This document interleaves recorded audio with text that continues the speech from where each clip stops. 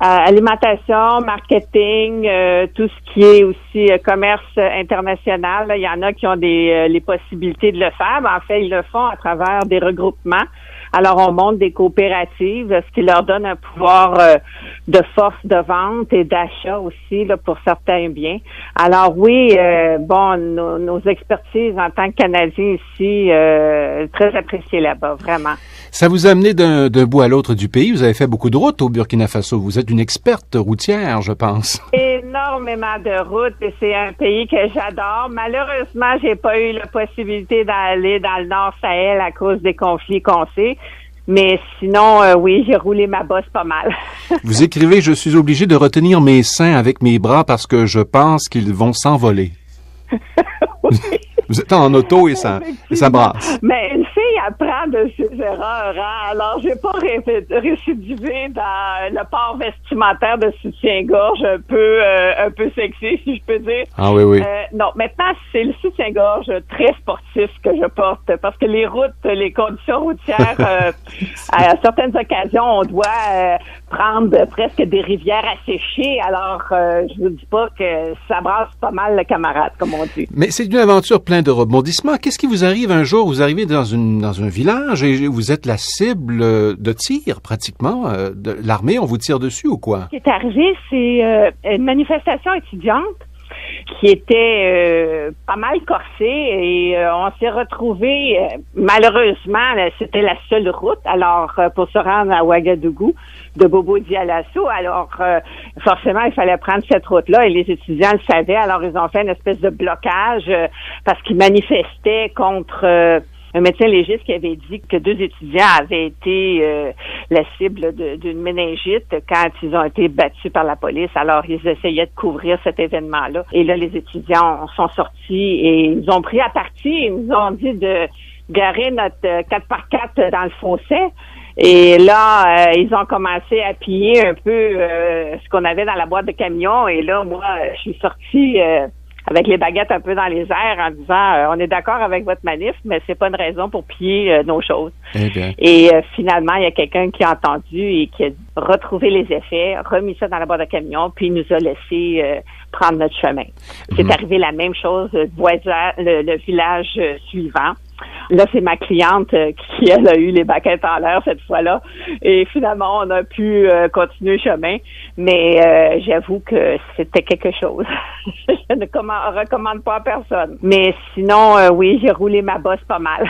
Vous êtes toujours accompagné, je pense, d'un guide lorsque vous vous promenez d'un village à un autre à la recherche de solutions pour leurs produits, pour la vente, ces choses-là. Vous n'êtes jamais seul. Il y a toujours quelqu'un qui connaît le terrain. En fait, pour s'introduire dans les villages, on peut pas arriver comme ça sans être présenté. Il faut être présenté au chef du village.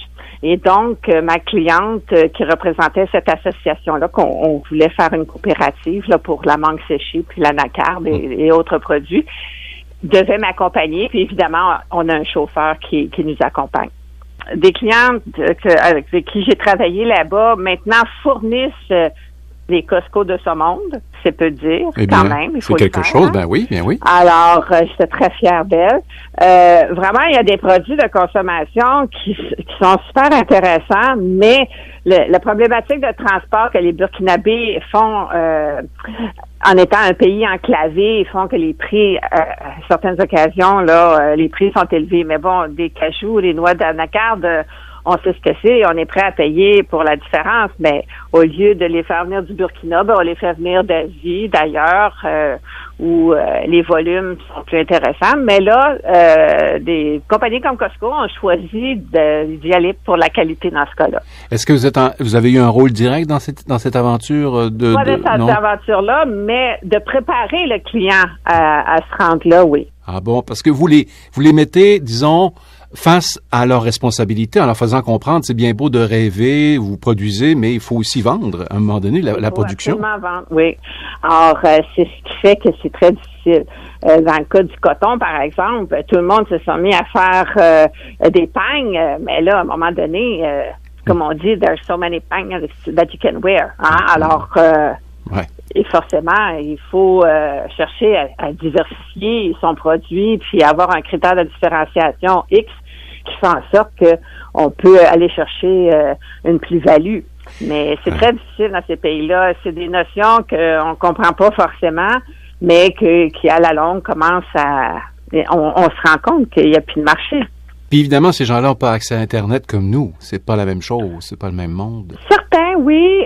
Évidemment, il faut aller dans les grandes villes, là, parce que, bon, quand on est en brousse, dans des petits villages, l'Internet rentre pas nécessairement, le téléphone rentre pas non plus. Il faut passer par la radio communautaire pour avoir de l'information, puis encore. Alors, oui, effectivement, c'est dans les grands centres où il y a, à l'occasion de l'Internet, même nous qui habitons dans un hôtel, mettons, disons 3 étoiles, il faut s'asseoir dans la cage d'escalier pour être le plus près possible du routeur, parce que dans nos chambres, disons que ça rentre une fois sur 5. Ouais. Ben, c'est ce qui vous a amené à raconter vos aventures au jour le jour. Hein? À la fin d'une journée, vous vous asseyez pour écrire ce qui s'est passé. Absolument. Ouais. Puis à chaque semaine, j'envoyais mon rapport au bureau pour pas avoir à perdre mes données, parce que ça peut arriver. Les Burkinabés sont tellement gentils. Ils ont rien puis ils vous donnent tout. Ils travaillent dans des conditions incroyables. La température, les outils avec lesquels ils travaillent, c'est tellement démoralisant. Puis eux, ils font ça avec une telle sérénité que devant tant d'adversité, ils soient encore debout. Vraiment, moi, c'est un peuple que j'admire énormément.